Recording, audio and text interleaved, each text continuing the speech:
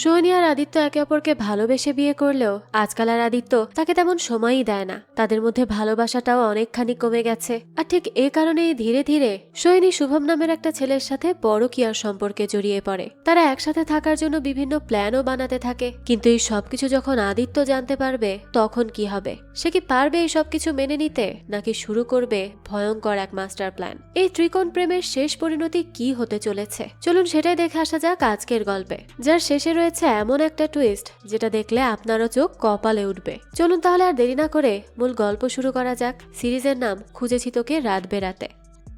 শুরুতে আমাদেরকে এই গল্পের মেইন লিড সোহিনী বলতে থাকে, আকাশ থেকে এই শহরটা দেখতে খুবই সুন্দর লাগে, কিন্তু মিঠু কখনো আকাশ থেকে পৃথিবীটা দেখেনি, তাই আজকে ওকে উড়িয়ে দিলাম, তাই আর কোনো বাধাই থাকলো না। এবার হলো আমার পালা। এখান থেকে দৃশ্য চলে যায় রাতের বেলা। আমরা তখন শুভম নামে একটা ছেলেকে দেখি যে রাস্তা দিয়ে হেঁটে যাচ্ছিল, কিন্তু হাঁটতে গিয়ে হঠাৎই তার জুতোর ফিতে খুলে যায়, তাই সে সেটা বাঁধতে বসে। আর তখনই তার পাশ দিয়ে একটা মেয়ে হেঁটে যায়, তবে যাওয়ার সময় মেয়েটার ওড়না শুভমের মুখের উপর লাগে। শুভম তখন খুবই চমকে যায়। সে বারবার সোহিনী সোহিনী বলে ওই মেয়েটার পেছন পেছন যেতে থাকে। তখনই অন্য একটা ছেলের সাথে শুভমের ধাক্কা লাগে, তাই সে অন্যমনস্ক হয়ে যায়। আর এরপরই সে যখন সামনে তাকায় সে দেখে সেই মেয়েটি, অর্থাৎ যাকে সে সোহিনী বলে ডাকছিল, সেই সেখানে নেই। সে তখন চারিপাশে সোহিনীকে খুঁজতে শুরু করে। শুভম তখন কাউকে কল করছিল, আর ঠিক সেই সময়ই সামনে সোহিনী এসে দাঁড়ায়। সোহিনীর চেহারাটা একেবারে মলিন ছিল। শুভম তো তাকে দেখে বেশ ভয় পেয়ে যায়। এখান থেকে আমরা ফ্ল্যাশব্যাকের দৃশ্য দেখতে পাই, যেখানে শুভম নিজে সোহিনীকে ওড়না দিয়ে তার গলা পেঁচিয়ে তাকে শ্বাসরোধ করে হত্যা করে। মৃত মানুষ তো আর ফিরে আসতে পারে না, আর ঠিক এ কারণেই শুভম সোহিনীকে দেখে অনেক ভয় পেয়ে যায় আর সেখানে স্তব্ধ হয়ে দাঁড়িয়ে থাকে। এখান থেকে দৃশ্য পরিবর্তন হয়। আমরা তখন শুভমকে আদিত্য নামের একটা লোকের সাথে গাড়িতে করে কোথাও যেতে দেখি। গাড়িটা আদিত্যই চালাচ্ছিল। তো ঠিক সেই সময় তার গাড়ির সামনে একটা বিড়াল চলে আসলে সে জোরে ব্রেক কষে বসে। এরপর আবারও গাড়ি চালাতে শুরু করে আর শুভমকে বলতে থাকে যে আরেকটু হলে তো বিড়ালটা মারা যেত, অবশ্য আমাদের সবাইকেই একদিন মরতে হবে। এই বলেই আদিত্য হাত ছেড়ে দেয় আর একটু ডেয়ারিং ভাবে গাড়ি চালাতে থাকে। এটা দেখে তো শুভম ভয় পেয়ে যায়। তখন আদিত্য বলে, বৃত্তকে ভয় পেলে হবে ভাই? শুভম তখন বলতে থাকে, দেখুন আমি আপনার ভাই নই, আপনি দয়া করে সামনের দিকে তাকিয়ে গাড়ি চালান। তখন আদি বলতে থাকে, আমরা পার্টনার, আমরা দুজন ক্রাইম পার্টনার। শুভম তখন বলতে থাকে, হ্যাঁ আপনি হবেন ক্রাইমের মাস্টার মাইন্ড আর আমি হব অপরাধী। আদিত্য তখন বলতে থাকে, আরে এত রেগে যাচ্ছ কেন? আচ্ছা তুমি আমাকে বলো তো, তুমি ওকে প্রথম কোথায় দেখলে? এখানে আসলে সোহিনীর কথাই হচ্ছিল। তো শুভমের পর বলতে শুরু করে। দৃশ্য আবারও চলে যায় ফ্ল্যাশব্যাকে। শুভমের সাথে সোহিনীর প্রথমবার একটা ক্যাফেতে দেখা হয়েছিল। শুভম ছিল একজন আর্টিস্ট, তাই সে সবসময় কিছু না কিছু আঁকতে থাকতো। সেদিন ক্যাফেতে বসেও সে আঁকাআঁকি করছিল। তার সামনেই বসেছিল সোহিনী আর সে তার ছবিই আঁকছিল। সোহিনী এই ব্যাপারটা বুঝতে পারে, তাই সে সোজা তার কাছে চলে আসে আর তাকে জিজ্ঞেস করে, আপনি কি আমাকে চেনেন? শুভম তখন মাথা নাড়িয়ে বলে না। সোহিনী তখন জিজ্ঞেস করে, তো কিছু কি বলতে চান? সে যখন এসব কথা বলছিল তখনই শুভম তার স্কেচের খাতাটা লুকাতে থাকে। এটা দেখে তো সোহিনী জোর করে তার কাছ থেকে খাতাটা নিয়ে নেয় আর সেখানে সে নিজের ছবি দেখে বলতে থাকে, আপনি অচেনা মেয়েদের ছবি আঁকেন? এইটুকু জানেন না যে পারমিশন নিতে হয়? কথা বলতে বলতে সোহিনী আবার খেয়াল করে শুভমের টেবিলের দিকে। সেখানে কিছু বই রাখা ছিল। তো এরপরই সে শুভমের আঁকা ছবিটা ছিঁড়ে পানিতে চুবিয়ে দেয়। এটা দেখে শুভম বলতে থাকে, আপনি কি করে এমনটা করলেন? আমার ছবি নষ্ট করার আপনার কোনো অধিকার নেই। তখন সোহিনী বলে, আছে, কারণ আপনি পারমিশন না নিয়ে এই ছবিটা এঁকেছেন, আর আপনি যেই বইটা পড়ছেন ওটা আমার বাবার লেখা। এই বলেই সে সেখান থেকে চলে যায়। শুভম তো এটা শুনে খুবই অবাক হয়ে যায়, কেননা শুভমের সোহিনীর বাবার লেখা বইগুলো খুবই ভালো লাগতো। তাই সে সাথে সাথে সোহিনীর পেছন পেছন যায় আর তাকে বলতে থাকে, আপনার বাবার লেখা সব বই আর টুলস আমার বাড়িতে আছে, আমি ওনার অনেক বড় ভক্ত। সোহিনী তখন বলে, আপনি তো দেখি সবই জানেন। শুভমের পর বলতে থাকে, আপনি কেন আমাকে ইনসাল্ট করলেন? আপনি তো আমার আর্ট ঠিক মতো দেখেননি। আপনি আমার আঁকা ছবি আগে দেখুন, খারাপ লাগলে আমি আপনার ছবি ফেলে দিব। সোহিনী তখন বলতে থাকে, দেখুন আপনি রাস্তায় দাঁড়িয়ে আমার সাথে এরকম পাগলামি করতে পারেন না, আমার দেরি হয়ে যাচ্ছে, আমি এখন চলে যাচ্ছি। শুভম তখন দ্রুত একটা কাগজে একটা অ্যাড্রেস আর ফোন নাম্বার লিখে দেয় আর সোহিনীকে বলতে থাকে, এখানে আমার অ্যাড্রেস আর ফোন নাম্বার আছে, কাল আমার একটা এক্সিবিশন আছে, আপনি কিন্তু অবশ্যই আসবেন। সোহিনী তখন এটা দেখে বলে, আমি আসতে পারবো না, আমার কাজ আছে। এই বলেই সোহিনী ওই কাগজটা ফেলে দেয়। সেই সময় শুভম সোহিনীর সামনে দিয়েই রাস্তার মাঝখানে যেতে থাকে আর বলতে থাকে তাকে এক্সিবিশনে যেতে হবে। এটা দেখে তো সোহিনী ভয় পেয়ে যায়, কারণ শুভম একেবারে রাস্তার মাঝখানে চলে গিয়েছিল, যে কোনো সময় তার অ্যাক্সিডেন্ট হতে পারে। তাই এবার সোহিনী ভয় পেয়ে ওই কাগজটা তুলে নেয় আর এক্সিবিশনে আসবে বলে রাজি হয়ে যায়। এরপরে দৃশ্য আবারও চলে আসে আদিত্য আর শুভমের কাছে। আদিত্য শুভমকে জিজ্ঞেস করে, তো সে কি এক্সিবিশনে এসেছিল? তখন শুভম বলে, একটা এক্সিবিশন হলের ভাড়া কত লাগে সেটা জানেন? তখন আদিত্য জিজ্ঞেস করে, তো কি সে আসেনি? শুভম বলে এসেছিল। দৃশ্য আবারও চলে যায় ফ্ল্যাশব্যাকে। আমরা সোহিনীকে শুভমের বাড়িতে দেখতে পাই। শুভম আসলে এক্সিবিশনের অ্যাড্রেসের জায়গায় নিজের বাড়ির অ্যাড্রেস দিয়ে দিয়েছিল। তার বাড়িতে এসেই তো সোহিনী অনেক বেশি রিয়াক্ট করে। সে বলতে থাকে, আপনি আমাকে মিথ্যা বলেছেন, আপনি আমাকে বলেছিলেন এক্সিবিশন হবে, আর সেখানকার অ্যাড্রেসই নাকি আপনি আমাকে দিচ্ছেন, কিন্তু এটা তো আপনার বাড়ির অ্যাড্রেস। এই বলেই সোহিনী সেখান থেকে চলে যাচ্ছিল। শুভম তখন তাকে চা দেয়। সোহিনীও তখন তার চা অ্যাকসেপ্ট করে। শুভমের পর বলতে থাকে, সত্যি বললে কি আপনি এখানে আসতেন? এজন্যই তো বাধ্য হয়ে মিথ্যা বলতে হয়েছে। শুভমের রূপটা তো একেবারে এলোমেলো ছিল, তাই সে বলতে থাকে, আমার রূপটা না বড্ড এলোমেলো, কিছুদিন আগেই শিফট হয়েছি তো, তাই এখনো সবকিছু গুছিয়ে উঠতে পারিনি। সোহিনী তখন জিজ্ঞেস করে, আপনি কলকাতায় থাকেন না? শুভম তখন বলতে থাকে, আমি কলকাতাতেই বড় হয়েছি, তবে মাঝে কয়েক বছর আমি মেঘালয়ে ছিলাম।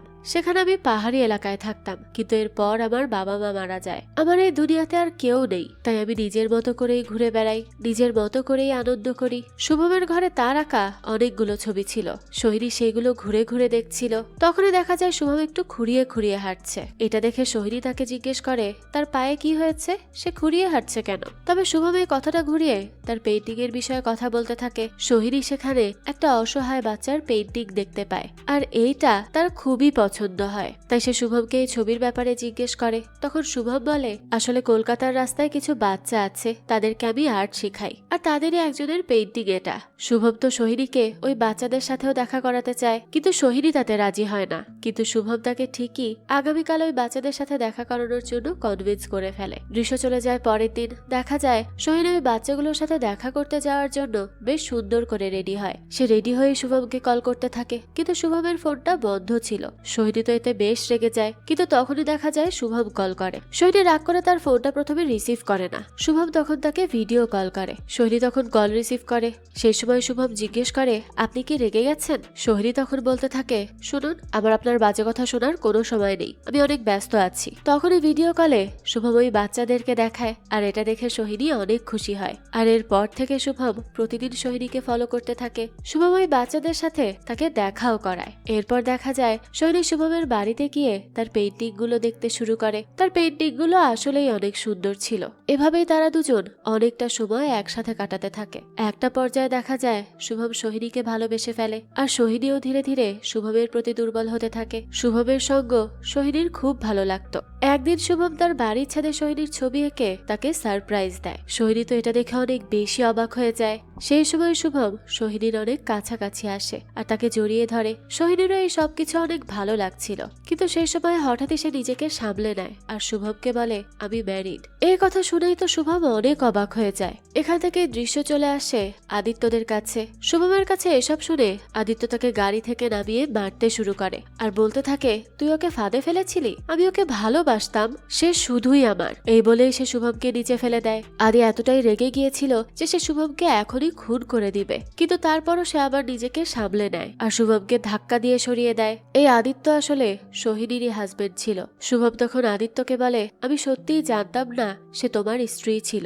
আদিত্য তখন বলতে থাকে, আমরা শুধু শুধু একে অপরের সাথে ঝগড়া করছি, আমরা তো কেউই জানতাম না যে সোহিনী আসলে কাকে ভালোবাসতো। তাহলে সে কেন সোহিনীকে খুন করলো, আর আদির সাথে এবার শুভমের পরিচয় কি করে হলো, এটা আমরা কিছুক্ষণ পরেই জানতে পারবো। এখান থেকে দৃশ্য আবারও চলে যায় ফ্ল্যাশব্যাকে। শুভম সোহিনীর সত্যি জানার পর সোহিনীকে বলতে থাকে যে, তোমার হাজবেন্ড তো অনেক লাকি, সে সবসময় তোমাকে নিজের সামনে দেখতে পায়, কিন্তু আমি বৃষ্টি হয়ে তোমার উপর ঝরে পড়তে চাই। এই বলেই সে তাকে ছুঁয়ে দিতে থাকে। সোহিনীও তার এসব কথা শুনে কেমন যেন আনমনা হয়ে যায়। এরপর সে বাড়ি ফিরে আয়নার সামনে বসেছিল আর নিজেকেই দেখে যাচ্ছিল। সেই সময় আদিত্য অফিস থেকে বাড়ি ফেরে। সে তো তার অফিসের কাজ নিয়ে অনেক ব্যস্ত ছিল। সোহিনী তখন তাকে কিছু বলতে চায়, কিন্তু আদিত্য তখন তাকে ইগনোর করে নিজের কাজে ব্যস্ত হয়ে যায়। সোহিনী তখন বলতে থাকে, আমি একটা ভুল করে ফেলেছি, আমি তোমাকে কিছু বলতে চাই। আদি তখন বলতে থাকে, আমি পরে শুনছি। কিন্তু সোহিনী বলে, আমার কথাটাও কিন্তু জরুরি। তখন আদিত্য বলতে থাকে, শোনো, আমার এসব ছেলে মানুষই কথা শোনার কোনো সময় নেই। সোহিনী তখন বলতে থাকে, ছেলে মানুষই না, একবার আমার কথাটা শোনো। তুমি কাজে চলে যাওয়ার পর আমি সারাটা দিন একা থাকি। এসব কথা শুনে আদিত্য রেগে যায় আর বলতে থাকে, তো আমি কি করব? সব কাজ ফেলে এখন বাড়িতে বসে তোমাকে এন্টারটেইন করব?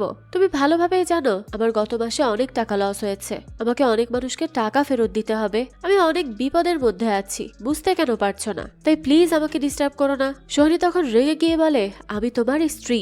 আদিত্য তখন রাগ দেখিয়ে তার হাতের ফাইলটা ছুঁড়ে ফেলে দেয়, যার ফলে তাদের বিয়ের ছবিটা ভেঙে যায়। এটা দেখে সোহিনী যেন একদম স্তব্ধ হয়ে যায়। আদিত্যের পর বলতে থাকে, স্ত্রীরা সবসময় হাজবেন্ডের কথা শোনে। তোমাকে 100 বার বলেছি, চলো এখান থেকে চলে গিয়ে আলাদা একটা বাড়ি কিনে সেখানে থাকি। এই সমাজে 500টা লোকের সাথে মিশতে হয়, তারা আমাকে ঘর জামাই বলে। তুমি আমার খড়গপুরের বাড়িটা দেখেছো? কত বড় বাড়ি, কত জমি জমা। সেখানে সবকিছু ছেড়ে আমাকে এই শ্বশুর বাড়ি এসে থাকতে হচ্ছে।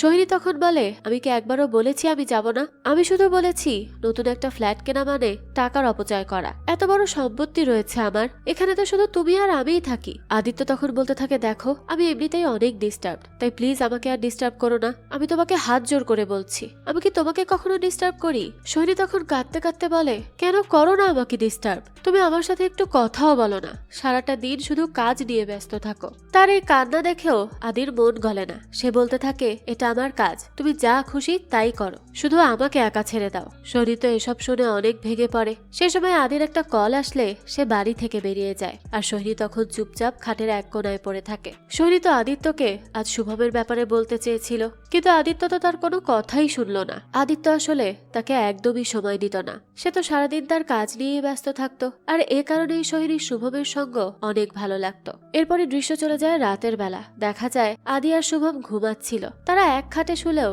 দূরত্ব ছিল অনেক খানিক। সেই সময় দেখা যায় শুভম কল করে। সোহিনী তখন আদিকে লুকিয়ে বারান্দায় গিয়ে তার ফোনটা রিসিভ করে। সোহিনী তখন দেখে যে শুভম ছাদে দাঁড়িয়ে আছে। সে ছাদের কিনারায় দাঁড়িয়ে সোহিনীকে ব্ল্যাকমেইল করে বলে, আমি তোমাকে ভালোবাসি সোহিনী, আমি তোমাকে ছাড়া বাঁচবো না। সোহিনী তো এসব দেখে অনেক ভয় পেয়ে যায়। সে যে এখন কি করবে কিছুই বুঝে উঠতে পারছিল না। শুভম নিজের ভালোবাসা প্রমাণ করার জন্য ছাদ থেকে লাফ দিতে চাচ্ছিল, কিন্তু সোহিনী তাকে এটা করতে বারবার বারণ করে। তখন শুভম তাকে বলে, তোমার বিশ্বাস হচ্ছে না তাই না, আমি তাহলে লাভ দিচ্ছি।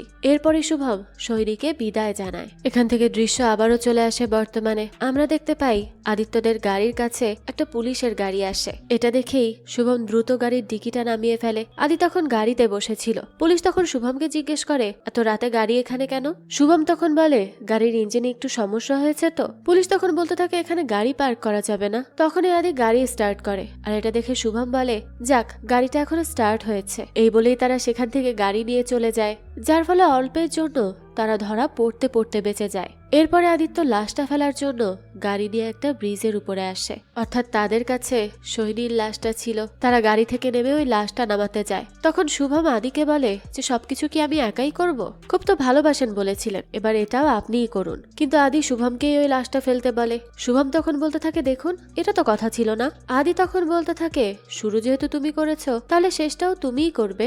শুভম তখন সোহিনীর লাশটা নিয়ে ব্রিজের উপর থেকে পানিতে ফেলে দেয়। তবে লাশটা বের করার সময় সোহিনীর ফোনটা ব্রিজের উপরেই পড়ে যায়, যেটা হয়তো তারা কেউই খেয়াল করেনি। আর সেই সময় আদিত্য চুপচাপ সোহিনীর লাশ ফেলা দেখতে থাকে। দৃশ্য আবারও চলে যায় ফ্ল্যাশব্যাকে। ওই রাতে সোহিনী যখন ঘুম থেকে উঠে শুভমের সাথে ভিডিও কলে কথা বলছিল, তখন আমরা দেখতে পাই আদি আসলে ঘুমায়নি। এদিকে তো শুভম সোহিনীকে তার ভালোবাসা একসেপ্ট করানোর জন্য ব্ল্যাকমেইল করতে থাকে। সোহিনী যে কি করবে সেটা কোনোভাবেই বুঝতে পারছিল না। তো শুভম যাতে ছাদ থেকে লাভ না দেয়, তাই সোহিনী তাকে বাধ্য হয়ে বলে যে হ্যাঁ আমি তোমাকে লাইক করি। এই কথা শুনেই শুভম তার পাগলামো থামায়। আর এই ফোন কাটার পর দেখা যায় সোহিনীও স্মাইল করে। আর এই সবকিছু আদি দূর থেকে দেখে। আসলে আদি তো সোহিনীকে মোটেও সময় দিত না, তাই সোহিনী না চাইতেও সে শুভমের সাথে অনেকটাই জড়িয়ে গিয়েছিল। সোহিনীও কোনো না কোনো দিক থেকে শুভমকে ভালোবাসতে শুরু করেছিল, তাই সে তার ভালোবাসা একসেপ্ট করে নেয়। আর এই সবকিছু দূর থেকে দেখেই আদিত্য শুভম আর সোহিনীর সম্পর্কের ব্যাপারে জেনে যায়। আর এই ব্যাপারটা তার একদমই ভালো লাগেনি।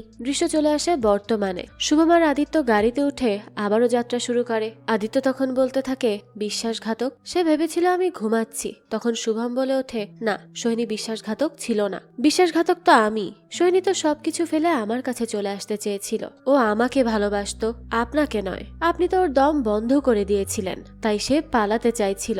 এখান থেকে দৃশ্য চলে যায় ফ্ল্যাশব্যাকে। আমরা দেখতে পাই সোহিনী শুভমের বাড়িতে যায়, আর সেখানেই শুভম সোহিনীকে বেশ সুন্দর করে তার বার্থডে সারপ্রাইজ দেয়। এটা দেখে সোহিনী বেশ খুশি হয়ে যায়। এরপরই শুভম তার অনেক কাছে চলে আসে। এরপর তারা দুজন একসাথে বসে অনেকক্ষণ গল্প করে। সোহিনী তখন শুভমকে বলতে থাকে আসলে আমি ভুলেই গিয়েছিলাম যে আজ আমার বার্থডে। সত্যি বলতে কেউ এসব মনে করানোর নেই তো।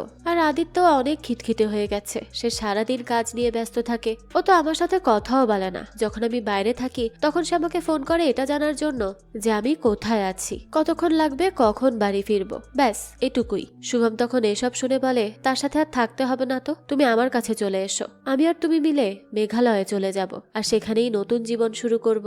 সোহিনী তখন বলতে থাকে আদি আমাকে কখনোই ছাড়বে না, সে আমাকে এত সহজে ডিভোর্স দিবে না, আর আমাকে এভাবেই তিলে তিলে মরতে হবে। অবশ্য আদিও আমাকে কখনো মেরে ফেলতে পারে। শুভম তখন বলতে থাকে আমি যতদিন আছি ততদিন কেউ তোমার কোনো ক্ষতি করতে পারবে না। তখনই আদিত্য সোহিনীকে কল করে আর জিজ্ঞেস করে সে কোথায় আছে। সোহিনী তখন মিথ্যা বলে যে আমি বাইরে আছি। আদিত্য তখন তাকে তাড়াতাড়ি বাড়ি ফিরতে বলে। সোহিনীও তখন তাড়াহুড়ো করে বেরিয়ে যায়। তবে তাড়াহুড়োর কারণে সে তার ফোনটা শুভমের বিছানাতেই ফেলে রেখে চলে যায়। শুভমও তখন তাকে এগিয়ে দিতে তার সাথে যায়। সোহিনী তখন তার হাত ধরে বেশ খুশি মনে তার বাড়ি থেকে বের হয়। তারা সেখান থেকে যাওয়ার পরই আমরা দেখতে পাই আদি আড়াল থেকে বের হচ্ছে।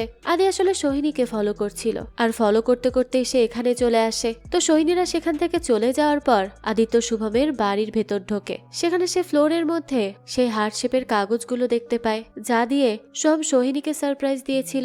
এরপর সে সেখানে সোহিনীর অর্ধেক আঁকা ছবিও দেখতে পায়, আর এতে তার সন্দেহ আরো গাঢ় হয়। আদিত্য এটা ইমাজিন করেই রেগে যায় যে সোহাম কিভাবে সোহিনীর ছবি আঁকছিল।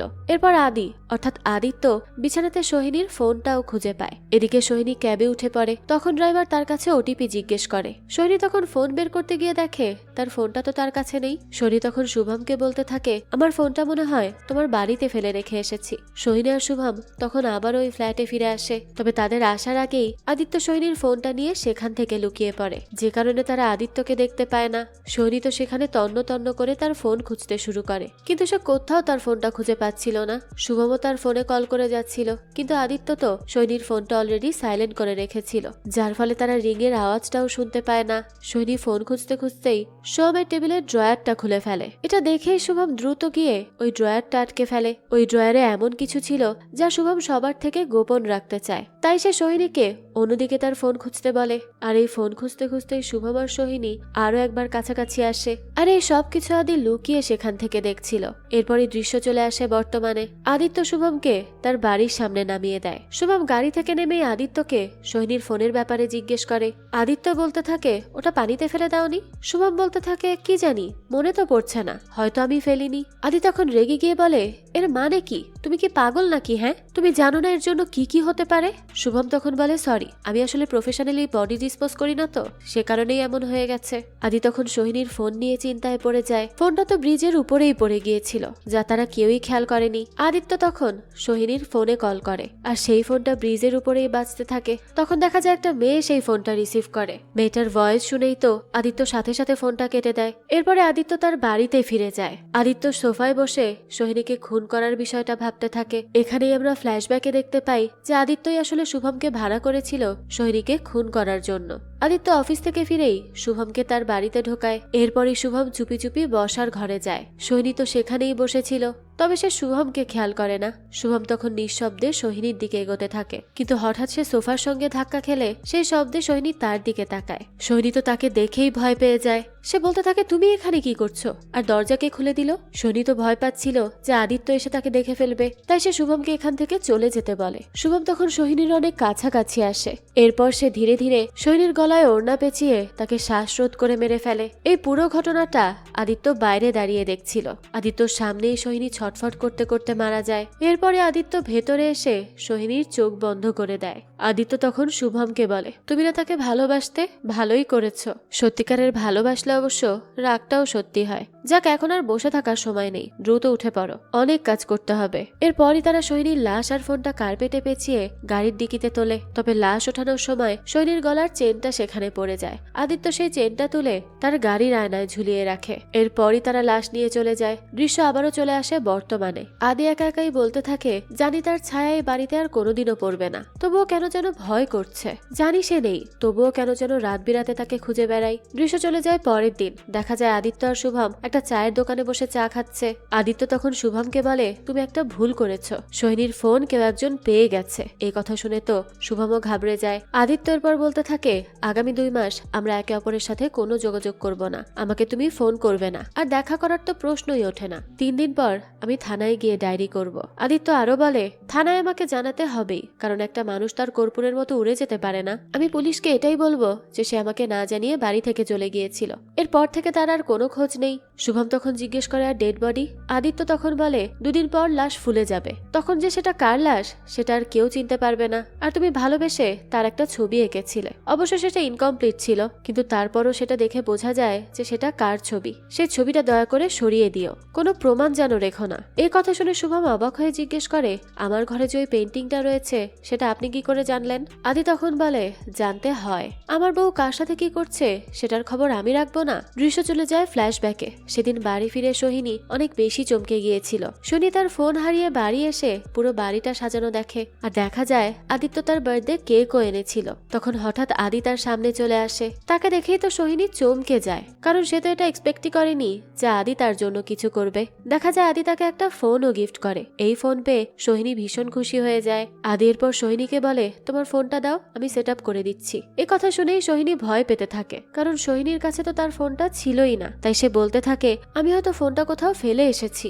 আদি এর জন্য থানায় যেতে চায়, কিন্তু সোহিনী তাকে বলে, আজ আমি অনেক টায়ার্ড, আর তুমিও অফিস থেকে এসে এত সব ডেকোরেশন করেছো, আজ থাক, কাল আমি থানায় গিয়ে নিজেই কমপ্লেন করে নিব, এখন যাওয়ার কোনো দরকার নেই। আদিত্য তখন বলতে থাকে, কি অদ্ভুত কোইন্সিডেন্স তাই না? আমি আজই তোমার জন্য ফোন আনলাম, আর আজই তোমার ফোনটা হারিয়ে গেল। এই কথা শুনে সোহিনী কি বলবে কিছুই বুঝতে পারে না। এরপরই দেখা যায় সে আদিত্যর সাথে একসাথে কেক কাটে, কিন্তু সোহিনীর মনে তো অনেক ভয় ছিল, তাই সে আদিত্যর সাথে কেক কাটতে অনেক বেশি আনকমফোর্টেবল ফিল করে। রাতের বেলা সোহিনী ঘুমিয়ে পড়লে আদিত্য তার পুরনো ফোন বের করে নতুন ফোনে কিছু ডাটা ট্রান্সফার করে। এরপর নতুন ফোনটা সোহিনীর কাছে রেখে পুরনো ফোনটা আলমারির মধ্যে লুকিয়ে রাখে। এরপরে সে সোহিনীর মুখে হাত দেয়, সাথে সাথে সোহিনী জেগে ওঠে। আদিত্য তখন তাকে জানায়, দিল্লি থেকে ফোন এসেছিল, আমাকে যেতে হবে, পরশু ফিরে আসবো। সে এরপর বলতে থাকে, তুমি না বেড়াতে যাবে বলেছিলে, আমরা তো কতদিন বেড়াতে যাই না, যাবে আমার সাথে বেড়াতে? কাজের চাপে আসলে আমি এসব নিয়ে ভাবার সময়ই পাইনি, কিন্তু এখন চলো, ঘুরেও আসা হবে আর কাজও হবে। এসব শুনে সোহিনী আদিত্যকে কিছু একটা বলতে চায়,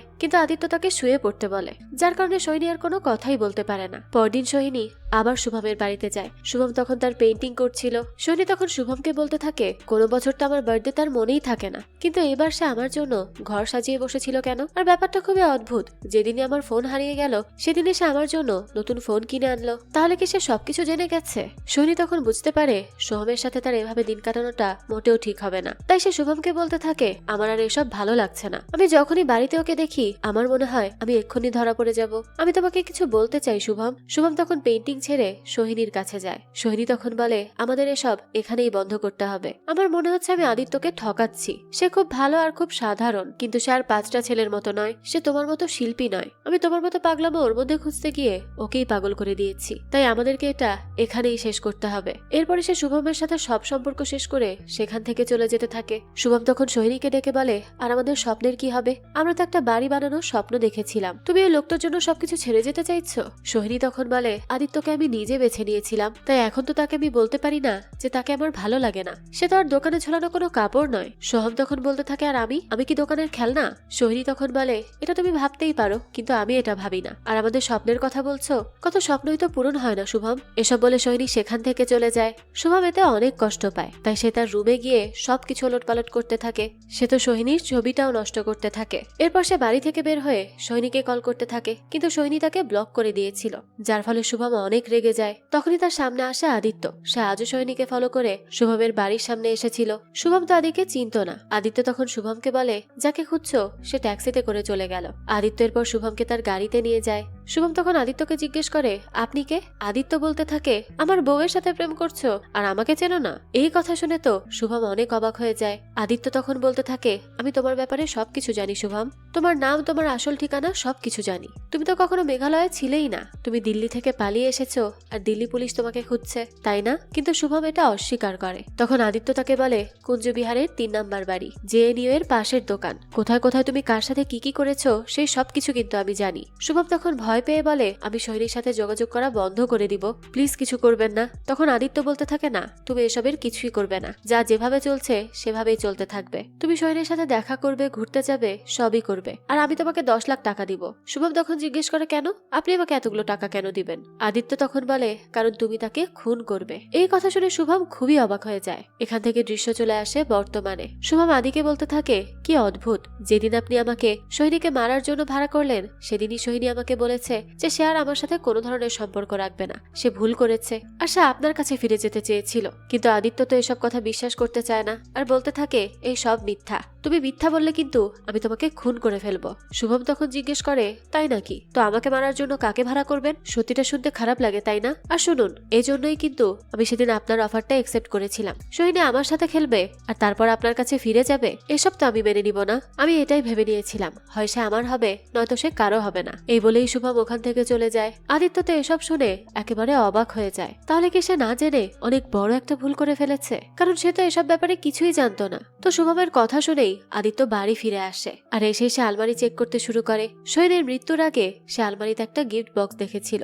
সেই সময় আদি ভেবেছিল যে গিফটটা হয়তো সোহিনী শুভমের জন্য কিনেছে, কিন্তু আজ আদিত্য সেই গিফট বক্স খুলে দেখে সেখানে তার জন্য একটা চিরকুট লেখা, অর্থাৎ ওই গিফটটা আদিত্যর জন্যই ছিল। আর সেই চিরকুটে তার প্রতি ভালোবাসাও প্রকাশ করেছিল সোহিনী। এসব দেখে আদিত্য অনেক ভেঙে পড়ে। সে বুঝতে পারে সে কত বড় ভুল করে ফেলেছে। ওই সময় হঠাৎ কলিং বেল বেজে ওঠে। কে এসেছে সেটা দেখতে যাচ্ছিল আদিত্য। তখনই আদিত্যর ফোনে একটা নোটিফিকেশন আসে। সোহিনীর হারিয়ে যাওয়া ফোনটাকে অন করেছে, তাই এই নোটিফিকেশন গুলো আসছিল। এর কিছুক্ষণ পরে আমাদেরকে একটা থানার দৃশ্য দেখানো হয়। শহর থেকে দূরে ছিল এই থানাটা। সেখানে এক মহিলা এসেছে তার মেয়েকে নিয়ে। তার একটা ফোন কুড়িয়ে পেয়েছে আর এটাই ছিল সোহিনীর ফোন। ফোনটা লক থাকায় পুলিশ বলতে থাকে, এটা যার ফোন সে কল করে এটা ঠিকই খুঁজে নিবে। অফিসারের কথা শেষ হতে না হতেই আদিত্য কল করে। সেখানকার অফিসারের সাথে কথা বলে আদিত্য লোকাল থানায় যায় সোহিনীর মিসিং রিপোর্ট করতে।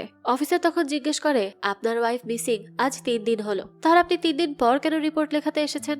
আদিত্য তখন বলে, আমি ভেবেছিলাম সে ফিরে আসবে, এই বলে সে উঠে যেতে নেয়। কিন্তু তখনই অফিসার জিজ্ঞেস করে যে সোহিনীর সাথে তার সম্পর্ক কেমন। আদিত্য জানায় সম্পর্ক একদম স্বাভাবিক। অফিসার সেখানে আরো অনেক প্রশ্ন করে। আদিত্য বেশ সুন্দরভাবে সবকিছুর উত্তর দেয়, যেন সোহিনীর মিসিং হওয়ার সাথে সে কোনোভাবেই জড়িত নয়। সে নিজের স্ত্রীকে হারিয়ে অনেক কষ্ট পাচ্ছে। অফিসার তার এই সব কথা শুনে বিশ্বাস করলেও তাকে ঠিকই সন্দেহের তালিকায় রেখে দেয়। আদিত্য চলে যাওয়ার পরে একজন কনস্টেবল এসে বলে, এই কেসটা কিন্তু খুব হাই প্রোফাইল একটা কেস। যেই মেয়েটার মিসিং রিপোর্ট লেখানো হয়েছে সে অনেক বড় একজন আর্টিস্টের মেয়ে। তার একা এক একটা ছবি লাখ টাকায় বিক্রি হয়। এসব শুনে অফিসার একজন এক্সপার্টের মাধ্যমে সোহিনীর বাবার ডিটেলস বের করে। সেই এক্সপার্ট জানায় যে সোহিনীর বাবার এমন কিছু পেইন্টিং আছে যেগুলোর এক একটা মূল্য 4 থেকে 5 কোটি টাকা, আর নিলামে তুললেও এর থেকে অনেক বেশি দাম উঠবে। সোহিনীর বাবার মৃত্যুর পর থেকে ওই পেইন্টিং গুলো সোহিনীর কাছেই সংরক্ষিত আছে, চাইলেও কেউ আর সেগুলো কিনতে পারে না। অফিসারের তখন সন্দেহ হয় যে সোহিনীর গায়েব হওয়ার পেছনে নিশ্চয়ই এই পেইন্টিং গুলোর কোনো কানেকশন আছে। ইন্সপেক্টর তখন পেইন্টিং গুলো দেখার জন্য সোহিনীর বাড়িতে যায়। সেখানের পেইন্টিং দেখার পর অফিসার আদিত্যর কাছে জানতে চায় সোহিনীর সাথে তার পরিচয় কিভাবে হয়েছিল।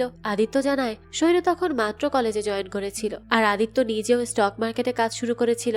ওই সময় তাদের প্রথম দেখা হয়। এরপর 2 বছরের প্রেম, তারপর বিয়ে। আদিত্যের পর বলতে থাকে, আমি তো প্রথমে ভাবিইনি যে সোহিনী আমার মতো একজনকে বিয়ে করবে। তার বাবা যেহেতু শিল্পী মানুষ, তাই আমি ভেবেছিলাম সোহিনী হয়তো তার বাবার মতোই কাউকে বেছে নিবে। এরপর অফিসার জিজ্ঞেস করে, আপনারা তো বিয়ের পর থেকেই সোহিনীর বাবার বাড়িতে থাকতেন, তাই না? তবে এত বছর ধরে কেন শ্বশুর বাড়িতে আছেন আপনি? আদিত্য বলতে থাকে, আমি অনেকবার সোহিনীকে বলেছিলাম চলো একটা বাড়ি কিনে শিফট করে যাই, কিন্তু সোহিনী কোনোভাবেই রাজি হয়নি। ও বলেছিল এত বড় বাড়িটা খালি রেখে কি লাভ। আদিত্য যখন অফিসারের সাথে কথা বলছিল তখন বাইরে থেকে শুভমুখী দিচ্ছিল। শুভম আদিত্যকে কিছু একটা বলতে এসেছিল, তবে পুলিশকে দেখে এসে লুকিয়ে পড়ে। এরপর অফিসার আদিত্যকে জিজ্ঞেস করে সোহিনী কি গাড়ি ব্যবহার করত। আদিত্য জানায় গাড়ি তো বেশিরভাগ আমার কাছেই থাকতো, সোহিনী ট্যাক্সিতেই বেশি যাতায়াত করত। অফিসার তখন গাড়িটা একবার দেখতে চায়। আদিত্য জানায় যে গাড়িটা একটু প্রবলেম হয়েছিল তো তাই সারাতে দিয়েছি। অফিসার তখন জানতে চায় কবে পাঠিয়েছেন। আদিত্য জানায় গত বুধবার। অফিসার তখন বলতে থাকে নিজের স্ত্রী মিসিং হওয়ার পর দিনই গাড়ি সার্ভিসিং এর জন্য পাঠিয়ে দিলেন। তো এখানে অফিসার আর বেশি কিছু না বলে সেখান থেকে চলে যেতে থাকে। তবে যাওয়ার সময় সে জুনিয়র অফিসার সামন্তকে বলে যে যত দ্রুত সম্ভব গাড়িটা সার্ভিসিং সেন্টার থেকে নিয়ে আসার জন্য। গাড়িটা তল্লাশি করতে হবে। এদিকে পুলিশ যাওয়ার সাথে সাথেই আদিত্য লুকিয়ে থাকা শুভমকে বের করে আনে। এভাবে বাড়িতে চলে আসায় সে শুভমের উপর অনেক রাগারাগি করতে থাকে, কারণ যদি পুলিশ দেখে ফেলতো তাহলে তো অনেক বড় ঝামেলা হয়ে যেত। তখন তারা কিভাবে এসব সামলাতো? তাই সে শুভমকে দ্রুত বাড়ি থেকে বেরিয়ে যেতে বলে। তখন শুভম বলে আমি সৈনিকে দেখেছি আর আমি নিশ্চিত যে সে বেঁচে আছে। আদিত্য তো শুভমের কথা বিশ্বাস করে না। তখন শুভম জানায় গতরাতে আমি যখন জুতার ফিতা বাঁধতে বসেছিলাম তখনই সোহিনী আমার পাশ দিয়ে গেছে। সোহিনীর ওড়না আমার মাথায় স্পর্শ করেছিল, এমনকি আমি তো স্পষ্ট সোহিনীর চেহারাও দেখেছি। এসব শুনে আদিত্য রেগে গিয়ে বলতে থাকে শোনো, তোমার এসব উদ্ভট কথাবার্তা শোনার আমার কোনো সময় নেই, এখনই এখান থেকে চলে যাও। এরপরে আদিত্য আলমারি খুলে শুভমের আঁকা সোহিনীর একটা পেইন্টিং বের করে আর সেটা শুভমের দিকে ছুড়ে দেয়। আর এরপরে সে সোহিনীর ফোন খুঁজতে শুরু করে, যেই ফোনটা সে শুভমের বাসা থেকে নিয়ে এসেছিল। কিন্তু পুরো আলমারি তন্ন তন্ন করে খুঁজেও সে ওই ফোনটা পায় না। আদিত্য তখন অনেক বেশি অবাক হয়ে যায় যে ফোনটা গেল কোথায়, সেই তো রেখেছিল। আদিত্য তখন ফোনের চিন্তায় অস্থির হয়ে পড়ে, কিন্তু শুভম তখনও একই কথা বলে যাচ্ছিল যে সোহিনী বেঁচে আছে। আর সে আদিত্যকে বলতে থাকে আমি আপনার কাছে প্রমাণ করে দিব যে সোহিনী বেঁচে আছে। এই বলতে বলতে সে সেখান থেকে চলে যায়। আদিত্য এরপরেও ফোন খুঁজে যায়। এর কিছুক্ষণ পরে দেখা যায় কলিং বেল বেজে ওঠে, কিন্তু সে দরজা খুলে দেখতে পায় বাইরে কেউ নেই। এসবে সে বেশ অবাক হয়ে যায়। এদিকে ফোন খুঁজতে খুঁজতে সে অনেক টায়ার্ড হয়ে গিয়েছিল, তাই সে একটু শুয়ে পড়ে। কিন্তু চোখ বন্ধ করতেই সে সোহিনীকে দেখতে পায়। আদিত্য তখন অনেক বেশি ঘাবড়ে যায়। ওই সময় আবার থানা থেকে তার কাছে ফোন আসে। অফিসার তখন আদিত্যকে থানায় যেতে বলে। আদিত্যও তখন থানায় এসে পৌঁছায়। অফিসার তখন আদিত্যকে সোহিনীর ফোনটা দেখায়, যেটা সে গতকাল থেকে খুঁজে যাচ্ছে। আদিত্য এই ফোনটা দেখে অবাক হয়ে যায় আর পুলিশকে জিজ্ঞেস করে এই ফোনটা সে কোথায় পেল। পুলিশ অফিসার জানায় এই ফোনটা আদির অফিসের ড্রয়ার থেকে পাওয়া গেছে। এই কথা শুনে আদি অবাক হয়ে যায়, কারণ ফোনটা তো সে বাড়ির আলমারিতে রেখেছিল, অফিসের ড্রয়ারে কি করে গেল? তবে এসব তো সে আর অফিসারকে বলতে পারবে না, তাই সে তাকে বলতে থাকে যে ফোনটা তো হারিয়ে গিয়েছিল, এটা আমার অফিসের ড্রয়ারে থাকার তো প্রশ্নই ওঠে না। অফিসার তখন বলে এই কথার জবাব তো আপনাকেই দিতে হবে, ফোন তো আর কোনো ভূতে রেখে যাবে না। এরপর অফিসার জিজ্ঞেস করে আপনি তো বলেছিলেন শেয়ার মার্কেটে আপনার টাকা বাকি আছে, তো কত টাকা বাকি শুনি? আদিত্য তখন রেগে গিয়ে বলে আমার ওয়াইফ মিসিং আর এখন আপনি আমার দেনা পাওনার হিসাব করছেন। অফিসার তখন বলতে থাকে এমনও তো হতে পারে যে যারা আপনার কাছ থেকে টাকা পায় তাদের মধ্যে কেউ একজন আপনার স্ত্রীকে সরিয়ে ফেলেছে, আর আপনিও তো সন্দেহের তালিকায় আছেন। আপনার স্ত্রীর কাছে যে পেন্টিং গুলো আছে সেগুলোর দাম কোটি কোটি টাকা, হতে পারে সেগুলো হাতিয়ে নেওয়ার জন্যই আপনি আপনার স্ত্রীকে সরিয়েছেন। সে সময় আদিত্যর মনে পড়ে যায় যে সোহিনীকে খুন করার জন্য আদিত্য শুভমকে 10 লাখ টাকা দিতে চেয়েছিল, কিন্তু শুভম বলেছিল আমার টাকা লাগবে না, আপনার বাড়িতে বেশ কিছু ছবি আছে, তার মধ্যে থেকে 5টা আমাকে দিতে হবে। পেন্টিং এর বিনিময়ে সেদিন শুভমের সাথে ডিল হয়েছিল আদিত্যর। বর্তমানে অফিসার আদিত্যকে সন্দেহ করতে শুরু করায় সে বলতে থাকে সোহিনী আমার স্ত্রী, আমি ওকে ভালোবাসতাম। অফিসার তখন বলতে থাকে ভালোবাসতেন, এখন বাসেন না? তো ডেড বডিটা কোথায় লুকিয়ে রেখেছেন বলুন তো? আদিত্য তখন বলতে থাকে কি বলছেন এসব? তার মৃত্যুর আগের রাতেও আমরা অনেক ভালো সময় কাটিয়েছি, আমি কেন আমার স্ত্রী সোহিনীকে মারতে যাব? এসব শুনে অফিসার আর কথা না বাড়িয়ে আদিত্যকে চলে যেতে বলে। এরপর সে সামন্তকে ডেকে জিজ্ঞেস করে সার্ভিসিং এ থাকা গাড়িটার কি খবর? সামন্ত তখন বলে গাড়িটার কোনো প্রবলেম হয়নি, সেটা শুধু ওয়াশ করার জন্যই সার্ভিসিং সেন্টারে পাঠানো হয়েছে। আর গাড়ি ওয়াশ করার সময় গাড়িতে কিছুটা ব্লাড পাওয়া গিয়েছিল, ওই ব্লাড স্যাম্পল ফরেন্সিক ল্যাবেও পাঠানো হয়েছে। ওই ব্লাড গ্রুপ আর সোহিনীর ব্লাড গ্রুপ এক।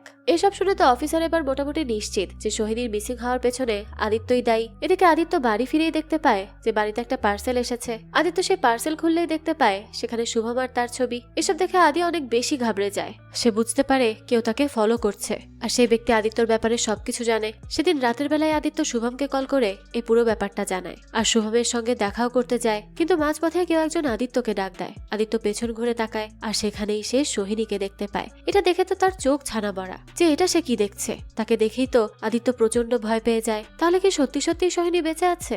সে কিছু একটা বলতে যাবে, তখনই আদির ফোনে একটা মেসেজ আসে। থানা থেকে মেসেজ পাঠানো হয়েছে যে একটা ডেড বডি পাওয়া গেছে, তাই পুলিশ আদিত্যকে ডেকেছে ওই ডেড বডি শনাক্ত করার জন্য। আদি যখন মেসেজটা চেক করার জন্য ফোনের স্ক্রিনের দিকে তাকায়, তখনই দেখা যায় সোহিনী গায়েব হয়ে যায়। এরপরে আদি পুলিশের কথা মতো সোজা চলে যায় মর্গে। আদি তো তখন ডেড বডি চেক করে জানায় যেটা সোহিনীর বডি নয়, অফিসার তখন তাকে জিজ্ঞেস করে, আপনি শিওর তো? আদিত্য বলে, হ্যাঁ শিওর। আমি আমার সোহিনীর চেহারা চিনব না? এটা কি করে হতে পারে? এখানেই সোহিনীর কিছু স্মৃতি মনে পড়ে যায় আদিত্যর। কিছুদিন আগে আদিত্য আর Sohini truth and dare game খেলছিল। সেই সময় সোহিনী আদিত্যকে জিজ্ঞেস করেছিল, আচ্ছা আমি যদি কখনো তোমাকে ছেড়ে অন্য কারো কাছে চলে যাই তখন তুমি কি করবে? তখন আদিত্য বলেছিল, তুমি কখনো আমাকে চিট করার কথা ভাবলে আমি তোমাকে খুন করে ফেলবো। ওদিন আদিত্যর কথায় সোহিনী অনেক বেশি ভয় পেয়ে যায়, তবে সে তেমন কিছুই বলে না। বর্তমানে দেখা যায় সামন্ত একটা সিসিটিভি ফুটেজ নিয়ে আসে অফিসারের কাছে। সামন্ত জানায় বালি থানার হাইওয়েতে আদিত্যর গাড়িটা দেখা গিয়েছে, তাও 1 সপ্তাহ আগে। তবে গাড়িতে কোনো মহিলা ছিল না, দুজন পুরুষ ছিল। বালি থানার পুলিশ এটা দেখে নিশ্চিত করেছে যে ওই দুজনের মধ্যে একজন আদিত্য ছিল। আর এর পরদিনই বস্তির একজন মহিলা সোহিনীর ফোনটা থানায় নিয়ে দিয়েছে। ওই মহিলা বলেছিল সে ফোনটা কুড়িয়ে পেয়েছে। অফিসার এই সব শুনে বলতে থাকে, বাহ বেশ ভালোই ইনভেস্টিগেশন করেছো, তবে আমাদের আরো একটা জিনিস খুঁজে বের করতে হবে। আদির সাথে ওই আর একটা পুরুষ কে ছিল সেটা জানতে পারলে আমাদের সামনে হয়তো অনেক কিছুই ক্লিয়ার হবে। এদিকে আদিত্য নিজের ঘরে ঢুকলে দেখতে পায় সেখানে বিছানায় সোহিনীর ওড়না পড়ে আছে। এই ওড়নাটা দিয়েই শুভম সোহিনীকে হত্যা করেছিল। এরপর আদিত্য ড্রেসিং টেবিলের উপর সোহিনীর চুড়ি আর অর্নামেন্টস দেখতে পায়। এসব দেখে আদিত্য প্রচন্ড ভয় পেয়ে যায়। এগুলো কিভাবে এখানে এলো সে কিছুই বুঝে উঠতে পারছিল না। ওদিকে সামন্ত লাস্ট মান্থের আর্ট এক্সিবিশনের ছবিগুলো তাকে কালেক্ট করে দেখায়। সেখানে সোহিনীর সাথে শুভমকে দেখা যাচ্ছিল। সামন্ত তখন বলতে থাকে, আমার তো মনে হয় এই কেসটা প্রেম ঘটিত হতে পারে। ওই এক্সিবিশনেই শুভম নামের ছেলেটার সাথে সোহিনীর দেখা হয়েছে, আর তারপর তাদের মধ্যে প্রেম শুরু হয়েছে। আর পরে হয়তো সোহিনী বুঝতে পেরেছে যে এই ছেলেটার কোনো ভবিষ্যৎ নেই, তাই সে হয়তো তার কাছ থেকে সরে যেতে চেয়েছে। আর তখনই হয়তো এই ছেলেটা রাগের মাথায় সোহিনীকে মেরে ফেলেছে। অফিসার তখন বলে, কিন্তু প্রমাণ তো আদিত্যর বিরুদ্ধে।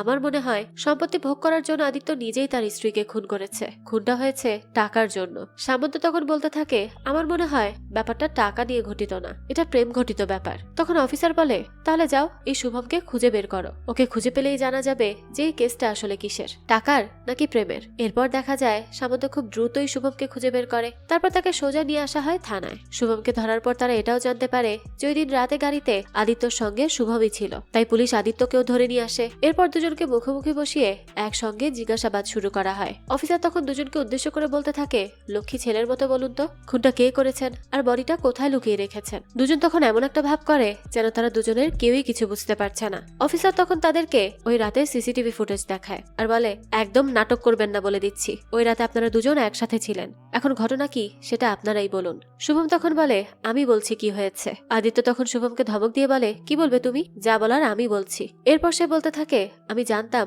শুভমের সাথে সোহিনীর অ্যাফেয়ার আছে, কিন্তু আমি লজ্জায় আপনাকে কিছু বলতে পারিনি। তাছাড়া সোহিনীর বাবারও তো একটা সুনাম আছে, আমি চাইনি সেই সুনাম ক্ষুণ্ণ হোক। আমি তো ভেবেছিলাম সোহিনী এই শয়তানটাকে নিয়ে কোথাও পালিয়ে গেছে, তাই আমি মিসিং কমপ্লেইন করেছি। আদিত্যর কথা শেষ হলে শুভম কিছু একটা বলতে চায়, কিন্তু তখনই সামন্তর কাছে একটা কল আসে। সামন্ত তখন অফিসারের কানে কানে কিছু একটা বলে। সাথে সাথেই অফিসার আদিত্য আর শুভমকে নিয়ে বেরিয়ে পড়ে। পুলিশের গাড়ি শুভমের এলাকায় ঢুকতেই শুভম আতঙ্কিত হয়ে বলে, আমরা কোথায় যাচ্ছি? অফিসার তখন বলে, আপনার আস্তানায়। এ কথা শুনেই তো শুভমের গলা শুকিয়ে যায়। এরপরই পুলিশ অফিসাররা শুভমের বাড়িতে ঢোকে। আসলে এই কলটা করেছিল শুভমের একজন প্রতিবেশী। শুভমের বাড়ি থেকে অদ্ভুত কিছু আওয়াজ পাওয়া যাচ্ছিল, কেউ একজন বাঁচাও বাঁচাও বলে চিৎকার করছে। তাই পুলিশ শুভমের বাড়ি সার্চ করতে শুরু করে। শুভম বারবার তাদেরকে বাধা দেওয়ার চেষ্টা করে, কিন্তু পুলিশ তো তার কোনো কথাই শোনে না। তারা তাদের কাজ চালিয়ে যায়। আর শুভমের ঘরেই তখন তারা হাত পা বাঁধা অবস্থায় খুঁজে পায় সোহিনীকে, অর্থাৎ সোহিনী বেঁচে আছে। শুভমই তাকে লুকিয়ে রেখেছিল নিজের বাড়িতে, কিন্তু কথা হলো সোহিনীকে তো সে নিজে মেরে পানিতে ফেলে দিয়েছিল, তাহলে সে বাঁচলো কিভাবে? সেই জট খুলবে একটু পরেই। সোহিনীকে উদ্ধার করার পর তার হাত পার বাঁধন খোলা হয়। সোহিনীর সাথে সাথে আদিত্যর কাছে গিয়ে ক্ষমা চায়। অফিসার তখন সোহিনীর কাছে জানতে চায় তার কি হয়েছে, কে তার এই অবস্থা করেছে। সোহিনী তখন শুভমকে দেখিয়ে বলে, এই ছেলেটাই আমাকে এতদিন ধরে আটকে রেখেছে, আমাকে অনেক মারধর করেছে। শুধু তাই নয়, ও আমাকে হুমকি দিয়েছে যে আমি যদি আমার বাবার পেন্টিং গুলো ওকে না দেই তাহলে আমাকে প্রাণে মেরে ফেলবে। সোহিনীর কথা শুনে শুভম সোহিনীকে গালাগাল করতে শুরু করে, তার দিকে অ্যাগ্রেসিভ হয়ে এগিয়ে যায়, কিন্তু তখনই আদিত্য তাকে থামিয়ে দেয় আর সোহিনীকে আগলে রাখার চেষ্টা করে। এরপর সে পুলিশকে বলতে থাকে যে সেসব মিথ্যা কথা বলছে, ওর কথা বিশ্বাস করবেন না। এই সবকিছু সোহিনীর প্ল্যান ছিল, আমরা যা করেছি একসঙ্গে করেছি। অফিসার তখন জিজ্ঞেস করে, কি প্ল্যান? শুভম জবাব দেওয়ার আগেই সোহিনী বলতে থাকে, আর কত মিথ্যা কথা বলবে? ও তোমার নামও তো মিথ্যে, তোমার আসল নাম তো রাজীব সমাদ্দার, তাই না? কিন্তু শুভম এখানে কোনোই জবাব দেয় না। ঘটনা এখানে অনেক বেশি জটিল হয়ে গিয়েছে। গিয়েছিল, তাই পুলিশ এবার শুভমকে থানায় নিয়ে যায়। সাথে আদিত্য এবং সোহিনীও যায়। ওই মুহূর্তে সোহিনীর স্টেটমেন্ট সব থেকে জরুরি, কিন্তু সোহিনীর শারীরিক অবস্থা খারাপ থাকায় অফিসার তাকে বাড়ি যেতে বলে আর তাকে পরে স্টেটমেন্ট দিতে বলে। তখন সোহিনী বলে, যা বলার আমাকে এখনই বলতে হবে, পুলিশকেও বলতে হবে আর আদিত্যকেও বলতে হবে। এরপর সে আদিত্যর কাছে ক্ষমা চেয়ে বলে, আমি সোহমকে ভালোবেসে ফেলেছিলাম, এটা বলতে আমার কোনো লজ্জা নেই, ভালোবাসা তো আর কোনো অপরাধ নয়। আমার একঘেয়ে জীবনে দম বন্ধ হয়ে আসছিল, সেই সময় শুভম আমার জীবনে এসেছিল দমকা হাওয়া হয়ে। আমি ভেবেছিলাম এই দমকা হাওয়ার সাথে আমি নতুন জীবন শুরু করব, তাই আদিত্যকে ছেড়ে আমি শুভমের কাছে চলে গিয়েছিলাম। আর ওই বাড়িতে গিয়েই আমি জানতে পারি যে ও আসলে শুভম নয়, ওর আসল নাম রাজীব সমাদ্দার। অফিসার তখন জিজ্ঞেস করে, আপনি শুভমের বাড়িতে থাকলে আপনার ফোন বাড়িতে কিভাবে পাওয়া গেল? সোহিনী তখন বলে, আমি তো সেটা জানি না যে আমার ফোন ওখানে কিভাবে গেছে।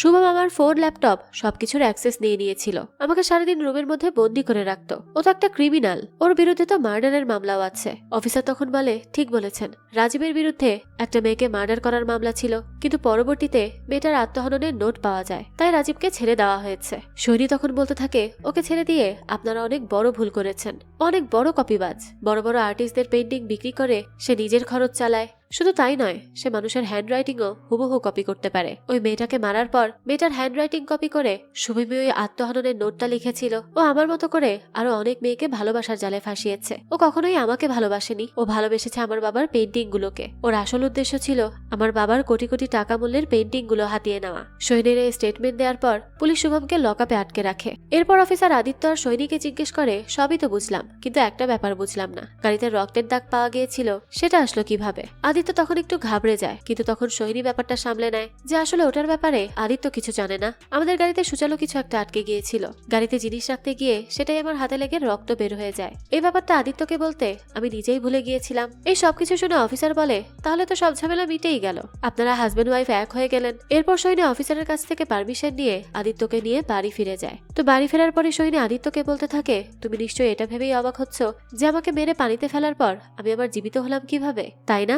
আদিত্য তো ভাবছিল যে সোহিনীর হয়তো তার আগেকার স্মৃতিগুলো মনে নেই, কিন্তু তার মুখে এইসব কথা শুনে সে এবার ভীষণ ঘাবড়ে যায়। সোহিনী তখন বলতে শুরু করে যে কিভাবে আদিত্যর বানানো প্ল্যানটা উল্টে গেল। যেদিন সোহিনীকে হত্যা করার প্ল্যান করা হয়েছিল সেদিন সোহিনীর কাছে যাওয়ার পর শুভম তাকে সবকিছু বলে দেয়। এমনকি শুভম তাকে এটাও জানিয়ে দেয় যে আদিত্য তাকে খুন করার জন্য শুভমকে 10 লাখ টাকা দিতে চেয়েছে। সোহিনী প্রথমে শুভমের কথা বিশ্বাস করতে চায় না, কিন্তু শুভম বলে, আমি তোমাকে প্রমাণ দিচ্ছি, আদিত্য আমাকে বলেছে তোমাকে হত্যা করার সময় যেন আমি তার সাথে কলে কানেক্টেড থাকি, তোমার মৃত্যুর যন্ত্রণা সে অপর প্রান্ত থেকে অনুভব করতে চায়। সোহিনী এই কথাটাও বিশ্বাস করতে পারে না, কিন্তু তখনই দেখা যায় আদিত্যর কল আসে। এবার সোহিনী শুভমের কথা বিশ্বাস করে। এরপরই তারা দুজন মিলে প্ল্যান করে যে শুভম সোহিনীকে হত্যা করবে না, শুধু আদিত্যর সামনে তাকে হত্যা করার অভিনয় করবে। প্ল্যান অনুযায়ী তারা আদিত্যর সামনে সেভাবেই অভিনয় করে। এরপরই তো আদিত্য আর শুভম মিলে সোহিনীকে নদীতে ফেলার জন্য সেখান থেকে নিয়ে যায়, কিন্তু শুভম চালাকি করে সোহিনীকে না ফেলে একটা বস্তা ফেলে দেয়। কিন্তু আদিত্য ভাবে শুভম হয়তো সোহিনীকেই ফেলেছে।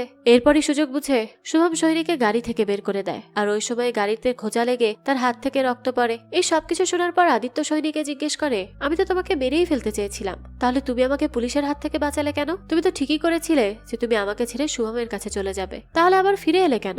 সোহিনী তখন বলতে থাকে, জীবনের এই প্রান্তে এসে আমি বুঝতে পেরেছি যে কে আমাকে হারানোর ভয়ে মেরে ফেলতে চেয়েছিল আর কে আমাকে হারানোর জন্য মেরে ফেলতে চেয়েছিল। এরপরই সোহিনী বাকি ঘটনা বলতে শুরু করে। ওই রাতেই আদিত্যর চোখ ফাঁকি দিয়ে সোহিনী শুভমের বাড়িতে চলে যায়। সোহিনী সিদ্ধান্ত নেয় বাকি জীবনটা সে শুভমের সাথেই কাটাবে। এই শহর ছেড়ে সবকিছু ছেড়ে শুভমের সাথে দূরে কোথাও চলে যাবে। আর এই কথা শুনতেই শুভম রেগে যায়, আর সে বলতে থাকে, তুমি তোমার বাবার বিশাল বাড়ি রেখে আর তার দামি দামি পেন্টিং রেখে কোথায় চলে যাবে? সোহিনী তখন বলে, আমি তো সবকিছু ছেড়েই তোমার কাছে চলে এসেছি, আমি আর কখনো ওই বাড়িতে ফিরে যাব না, এমনকি আমি তো আমার নিজের পরিচয়টাও ছেড়ে এসেছি। দুনিয়ার চোখে সোহিনী এখন মৃত, আমি এখন থেকে নতুন পরিচয়ে তোমার সাথে জীবন শুরু করব।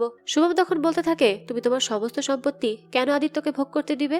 ওই সবকিছু তোমার, তাই আমরা আদিত্যকে সরিয়ে ওই বাড়িতে ফিরে যাব। এরপর শুভম প্ল্যান করে যে ইনভেস্টিগেশন শুরু হলে একদিন সুযোগ বুঝে সে সোহিনীকে বাড়িতে রেখে আসবে। সোহিনীর হাত পা বাঁধা থাকবে, কিন্তু মুখটা খোলা থাকবে, যাতে সোহিনী চিৎকার করে জানাতে পারে যে সে ভেতরে আছে।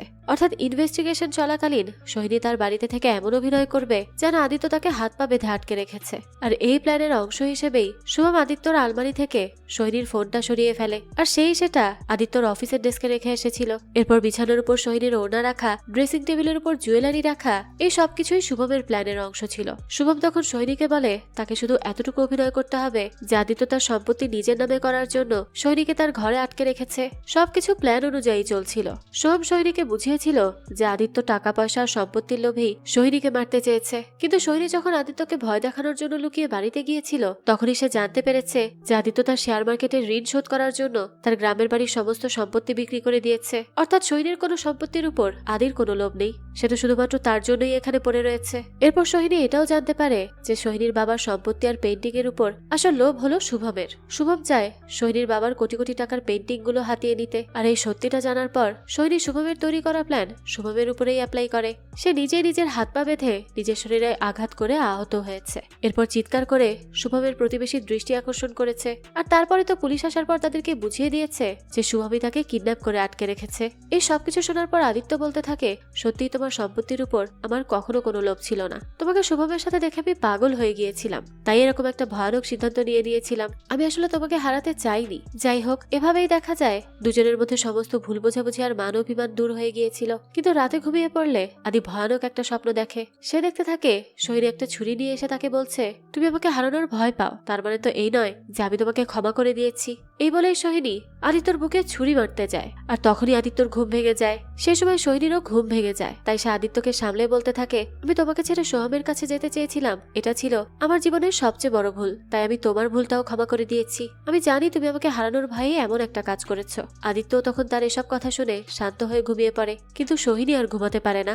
এরপর আমরা জানতে পারি সোহিনী আসলে আদিত্যকে ক্ষমা করে দেয়নি। সে আদিত্যর কাছে ফিরেই এসেছে তাকে শাস্তি দেওয়ার জন্য। তখন সে আনমনে বলতে থাকে, কাউকে ভালোবাসলেই তাকে মেরে ফেলার অধিকার পাওয়া যায় না, তাই আমাকে মারার অধিকারও আদিত্যর ছিল না। আদিত্যর অপরাধের জন্য তাকে প্রতিনিয়ত শাস্তি পেতে হবে। ও আমাকে ভালোবাসবে, আমার সঙ্গে বাঁচবে, তবে প্রতিনিয়ত ভয়ে ভয়ে বেঁচে থাকবে, এটাই হবে তার উপযুক্ত শাস্তি। সোহিনী এই চিন্তা ভাবনা নিয়েই আদিত্যর সঙ্গে থাকতে শুরু করে। আর এই গল্পটাও এখানেই শেষ হয়ে যায়। আসলে ভালোবাসার মধ্যে যদি অবিশ্বাস এসে বাসা বাঁধে তখনই সেখানে ভালোবাসার আর কোনো অস্তিত্ব থাকে না। আর সেটা শেষ হয়ে গিয়েছিল বলেই আদিত্য আর সোহিনীর সম্পর্কের আজ এই অবস্থা।